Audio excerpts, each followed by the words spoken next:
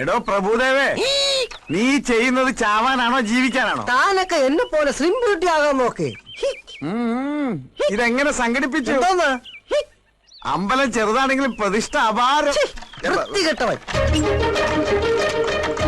കുറുക്കന്റെ കണ്ണ അല്ലെങ്കിൽ എപ്പോഴും കോഴിക്കൂട്ടില്ല. അങ്ങനെ ഇപ്പൊ താനെ സൂഹിക്കണ്ട. അത് കൊള്ളാം. ചേട്ടാ എന്താ കാണാൻ വന്നതാ? അപ്പൊ നീയും കണ്ടോ? കണ്ടു. ഒരു കാര്യം ഞാൻ പറഞ്ഞേക്കാം. വെടിമരുന്ന് കുത്തി നിറച്ച 4 അമിട്ടുകുറ്റികളാ ഇവിടെ ഉള്ളത്. തീ വേണമെന്നില്ല, വെള്ളം ഒഴിച്ചാലും മതി പൊട്ടിത്തെറിക്കാൻ. പിന്നെ DNA ടെസ്റ്റ് എന്ന് പറഞ്ഞ് ഇവിടെ കൊടി പിടിക്കാൻ വരരുത്, പറഞ്ഞേക്കാം. നിക്ക് ചേട്ടാ, ഞാനത് പറയട്ടെ. ഞാൻ പറയുന്ന കേൾക്കാവോ? കേൾക്കാം. കേൾക്കാവോന്ന്? കേൾക്കാം. എന്നോട് ഇഷ്ടമുണ്ടെങ്കിൽ കാവിലെ തെയ്യത്തിനന്ന് രാത്രി വീട്ടിൽ വരണം. അത്താഴം ഒരുക്കി ഞാൻ കാത്തിരിക്കും. വരുമ്പോഴേ വളയും ചാന്തും ഒക്കെ കൊണ്ടുവരണം. മറക്കരുത് കേട്ടോ. വരാം. തെയ്യത്തിനന്ന് രാത്രി മറക്കാതെ വരാം. വളയും ചാന്തും ഞാൻ മറക്കാതെ കൊണ്ടുവരാം.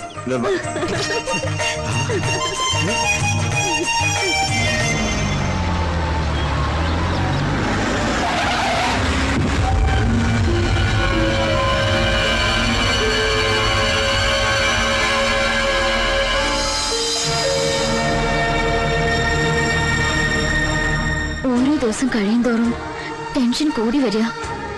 അന്നത്തെ സംഭവത്തിന് ശേഷം ആയിഷയുടെ വീട്ടിൽ പോകുന്നത് പോലും വിലക്കിയിരിക്കുക. ഇപ്പൊ ഹരീന്ദ്രന്റെ മട്ടുംഭാവൊക്കെ മാറി. നേരിൽ കാണുന്നത് തന്നെ എനിക്ക് പേടിയാ. ഒരാഴ്ചയുള്ളൂ രക്തസാക്ഷി ദിനത്തിന്. അതിനു മുൻപ് എന്നെ രക്ഷിക്കോ? കൊണ്ടുപോകും ഞാൻ ജീവനോടെ ഉണ്ടെങ്കിൽ.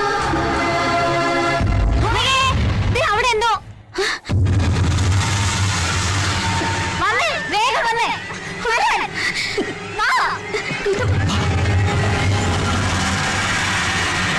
നമ്പ്യാർ സാർ വന്നേ. നമ്പ്യാർ സാർ വന്നേ. അഭിവാദ്യങ്ങൾ, അഭിവാദ്യങ്ങൾ. നമ്പ്യാർ സാറിന്റെ അഭിവാദ്യങ്ങൾ.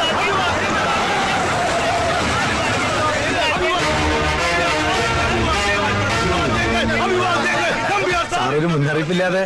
എന്തായാലും എന്റെ വരവൊരു സർപ്രൈസ് ആയില്ലേ. ഇക്കുറി രക്തസാക്ഷി ദിനത്തിന് എനിക്ക് പങ്കെടുക്കാൻ പറ്റില്ല. അപ്പോ ഇവരുടെ കല്യാണത്തിന് സാറുണ്ടാവില്ലേ? എന്ത് ചെയ്യാനാ, എക്സിക്യൂട്ടീവ് മീറ്റിംഗാ. തനിക്കറിയാവുന്നല്ലേ. ഈ തറവാട്ടിലെ എല്ലാ മംഗളകർമ്മങ്ങളും ഒരു കാരണവരുടെ സ്ഥാനത്തുനിന്ന് നടത്തി തരാറുള്ളത് സാറല്ലേ. അപ്പൊ ഇത് മാത്രം. ഞാനില്ലെങ്കിലും എന്റെ അനുഗ്രഹം എല്ലാം ഉണ്ടായിരിക്കും. അയ്യോ അത് പോരാ, ഞാനൊരു കാര്യം തീരുമാനിക്കുക. പോകുന്നതിന് മുമ്പ് കുട്ടികളുടെ മോതിരമാറ്റം സാറ് നടത്തി തരണം. അതെ, തീരുമാനിച്ചു കഴിഞ്ഞു. നാളെ തെയ്യം കഴിഞ്ഞ് മറ്റന്ന് ഇവരുടെ മോതിരമാറ്റം.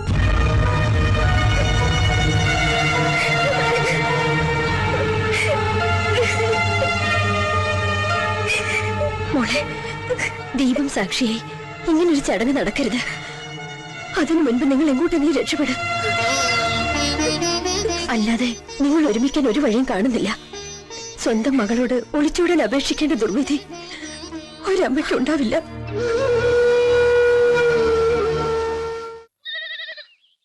മൃഗജീവികളുടെയും ഇവിടത്തെ മൃഗോദരന്മാരുടെയും ശ്രദ്ധയ്ക്ക് ഒരു സാധാരണക്കാരനെ രക്ഷിക്കാൻ ഒരു പാർട്ടിക്ക് കഴിയില്ല. അവന്റെ സമുദായത്തിന് മാത്രമേ കഴിയൂ. വംശനാശം സംഭവിച്ചുകൊണ്ടിരിക്കുന്ന വിത്തുകാലകളുടെ വികാരപരമായ ആവശ്യങ്ങൾ സംരക്ഷിച്ചിട്ട് മാത്രമേ ഡോക്ടർ, എന്താ? ഭൂമിക്ക് തന്നയച്ചതാ. ഞാൻ പോകട്ടെ. അതുകൊണ്ട് ഈ സമരം കാൽനടയായി കനിച്ചു കുളങ്കര വഴി സെക്രട്ടേറിയറ്റിലേക്ക്. ചലോ ചലോ സെക്രട്ടേറിയറ്റ്. ഈ നാട്ടിൽ നിന്ന് നമുക്ക് രക്ഷപ്പെടണം. കാവിലെ തെയ്യത്തിന്റെ അന്ന് രാത്രി ഞാൻ ഒരുങ്ങി വരും. കൈവിടരുത്. ചലോ ചലോ സെക്രട്ടേറിയറ്റ്. ചലത്തെ ചലത്തെ സെക്രട്ടേറിയറ്റ് ചലത്തെ. ഈ നാട്ടിൽ നിന്നും നമുക്ക് രക്ഷപ്പെടണം. കാവിലെ തെയ്യത്തിന്റെ അന്ന് രാത്രി ഞാൻ ഒരുങ്ങി വരും. കൈവെടിയരുത്.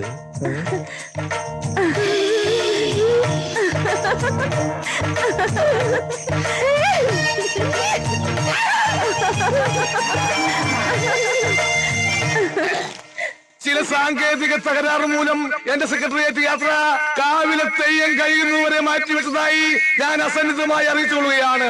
ജയ് കാവിലമ്മ.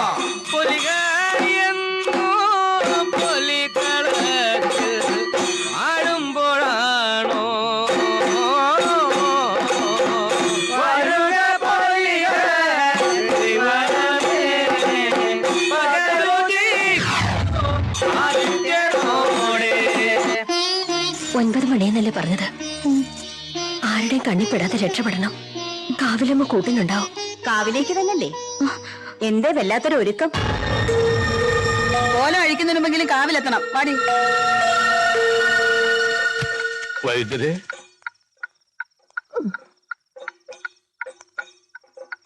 ഞാനിപ്പോ വന്നിരിക്കുന്നത് ഒരു ശത്രുവായിട്ടല്ല, മിത്രമായിട്ടാ. ഇനി ഒരിക്കലും എന്റെ ശല്യം വൈദ്യരേക്കുണ്ടാവില്ല. ഒളിച്ചോട്ടം ഒന്നിനും ഒരു പരിഹാരമല്ല. പക്ഷെ ചില കാര്യങ്ങൾക്ക് കൂടിയേ തീരൂ. ഒളിച്ചോട്ടോ?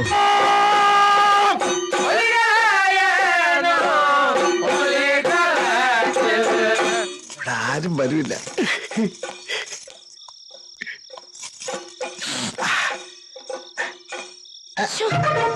ചേട്ടാ, കുറുമ്പൻ.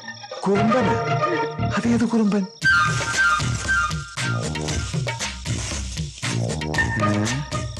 ഇതൊന്നും അറിഞ്ഞിട്ട് തന്നെ കാര്യം. നിത്യ വേണ്ട.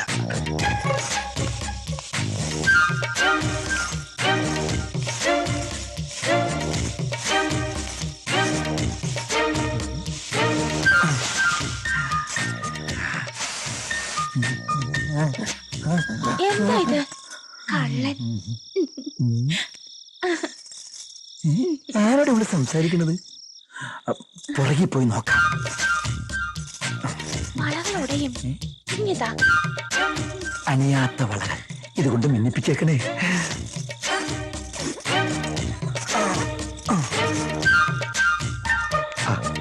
ആരുമില്ല. വേലു, ഇവിടുന്നു ചേട്ടൻ പോയിട്ട് ചേച്ചിയായിട്ട് വേഗം വരാട്ടാ.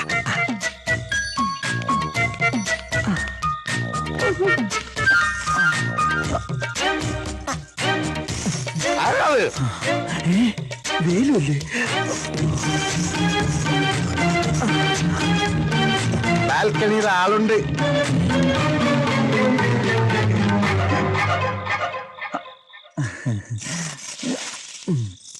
ഇതെന്താ ഈ പാതിരാത്രിയിലെ തേന്മാവിൻ കൊമ്പത്ത്? അതെ, ചക്ക വെളുത്താന്ന് നോക്കാൻ വേണ്ടി കയറിയതാ. മാവിലല്ലേ? പിന്നെ പ്ലാറ്റ്ഫോം ടിക്കറ്റിൽ ഏതൊരു തെണ്ടി അകത്ത് കയറിയിരിക്ക. ഞാൻ ഈ ഹൈക്കമാൻഡിൽ കയറി ഒന്ന് നിരീക്ഷണം നടത്താന്ന് കരുതി. നീ എന്താ ഇവിടെ? ഞാൻ ചിട്ടി പിടിക്കാൻ വന്നതാ.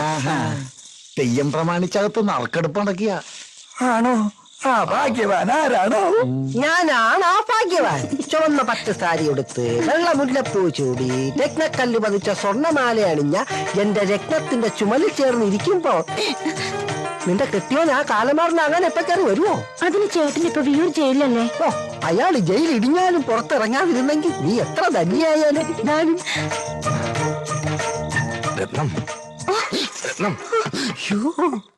കാള ഓച്ചിറ കാള. ഞാൻ വന്നു, വാതിൽ തുറക്ക്. അവൻ എന്നെ കണ്ടാ നമ്മളെ എല്ലാ ദിവസവും പൊളിയും. ഞാനിപ്പോ എവിടെ ഒന്ന് ഒളിക്കാ. എന്താ വരുന്നോ? വേഗം തുറക്ക്, നിന്റെ വേലു വന്നനാ. അത് കാളേന്.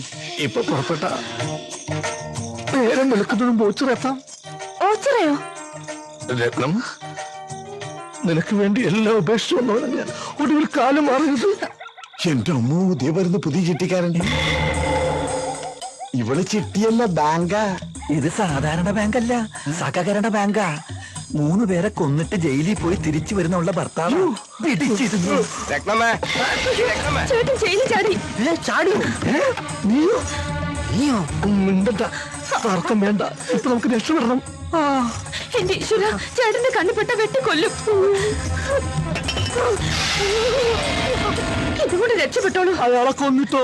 അല്ല, പിന്നെ നിങ്ങൾ ഇയാളെ വെട്ടിക്കൊല്ലാൻ വന്നപ്പോ ഇങ്ങോട്ട് ഓടി കയറിയതാന്ന് ഞാൻ പറഞ്ഞോളാം.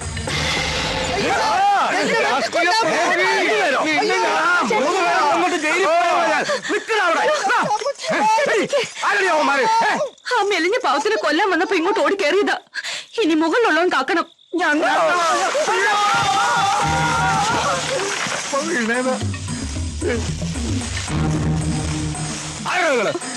വേലു ആദ്യം കൊല്ലാൻ ഓടിച്ചിട്ടത് പറഞ്ഞു. പേടിച്ചിട്ട് മരത്തിന്റെ മുകളിൽ കയറി ഒളിച്ചതാ.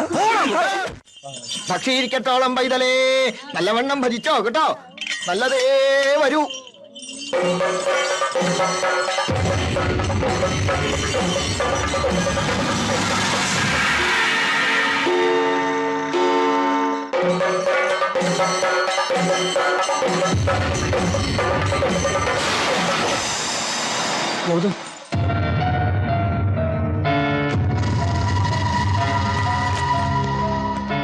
ഞാൻ അറിയാം മുരളി. വാ. കടവ് കടന്നതും ആരോ ഒരാൾ എന്നെ പിന്തുടർന്നു എന്നൊരു സംശയം. അതുകൊണ്ട് ഇങ്ങോട്ട് ഓടിക്കേറിയേ. ഒരു മുന്നറിയിപ്പും ഇല്ലാതെ എന്ത് അവിവേകമാ മുരളി കാണിച്ചത്? കേസിന്റെ വിചാരണ 18-ാം തീയതിയാ.